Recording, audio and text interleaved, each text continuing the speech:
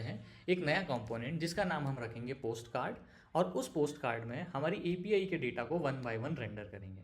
तो हम एक नया कंपोनेंट बनाते हैं हमारे एसआरसी फोल्डर में जिसका नाम होगा पोस्ट कार्ड, और ये एक JSX फाइल होगी। तो क्विकली एक नया कंपोनेंट बना लेते हैं एज यूजुअल, इसे एक्सपोर्ट करते हैं और इसमें हम शो करने वाले हैं हमारा UI जो कि होगा हमारा पोस्ट का डेटा। अब हमारे पास पोस्ट में क्या डेटा है एक बार हम दोबारा से चेक कर लेते हैं। हमारे पास है एक टाइटल, एक है बॉडी, और भी काफ़ी सारी फील्ड्स हैं, रिएक्शन, टैग्स, एक्सेट्रा एक्सेट्रा। हम स्टार्ट करते हैं 3 फील्ड से, टाइटल, बॉडी और टैग।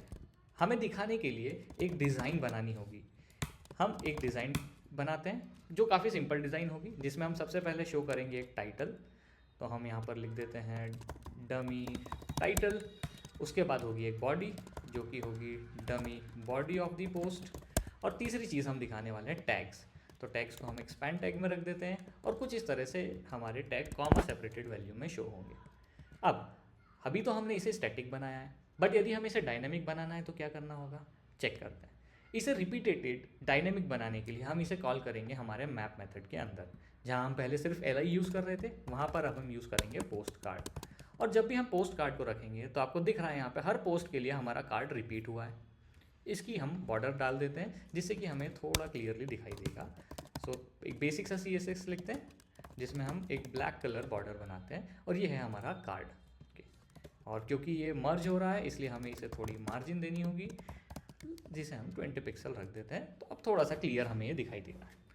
अब हर कार्ड में हमारे लिए अभी तो सेम टाइटल और बॉडी आ रहा है, बट हम चाहते हैं कि हमारी API से जो डेटा फैच हुआ है वही डेटा यहाँ पर शो हो। तो उसे हम कैसे पास करेंगे, उसे हम पास करते हैं with the help of props. अब प्रॉप्स क्या होता है, जैसे कि हम HTML टैग में कोई एट्रीब्यूट देते हैं, जैसे हमने बटन में ऑन क्लिक एट्रीब्यूट दिया, वैसे ही किसी रिएक्ट कंपोनेंट में जब हम एक एट्रीब्यूट देते हैं तो उसे कहते हैं प्रॉप या प्रॉपर्टी।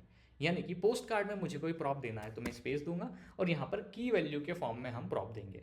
अब यहाँ हम कुछ भी प्रॉप दे सकते हैं। फॉर एग्जाम्पल एक टाइटल प्रॉप होगा, उसकी कोई वैल्यू होगी, एक बॉडी प्रॉप होगा, उसकी वैल्यू, और एक टेक्स्ट का प्रॉप होगा जिसमें हम वैल्यू पास करेंगे।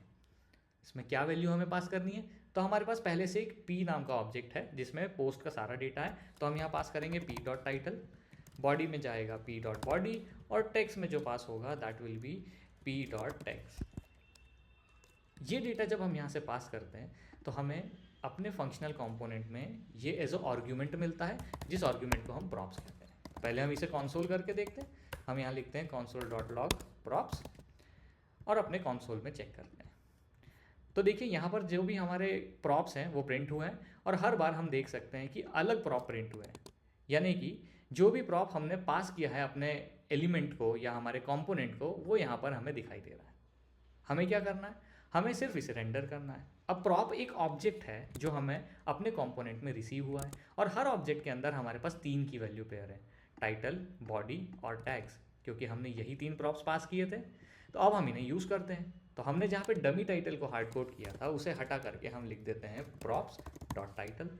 सिमिलरली बॉडी को हटा करके हम लिख देते हैं प्रॉप्स डॉट बॉडी, और टैग्स को हटा करके हम लिख देते हैं प्रॉप्स डॉट टैग्स।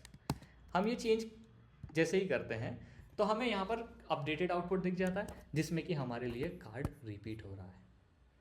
तो इस तरह से हम बनाते हैं डायनामिक कार्ड, और इसके काफ़ी सारी एग्जांपल्स हैं। जैसे कि आप सोशल मीडिया यूज़ करते हैं, इंस्टाग्राम, लिंक्डइन, फेसबुक, सभी जगह एक कार्ड का डिज़ाइन होता है जिसमें डेटा रिपीट होता है, ये उसी का एग्जाम्पल है। या फिर ई-कॉमर्स जैसे कि अमेजॉन, फ्लिपकार्ट, सभी जगह एक कार्ड बनाया जाता है और उसमें अलग अलग तरह का डेटा फीड करके उसे शो किया जाता है। आई होप आपको ये कॉन्सेप्ट समझ में आया है।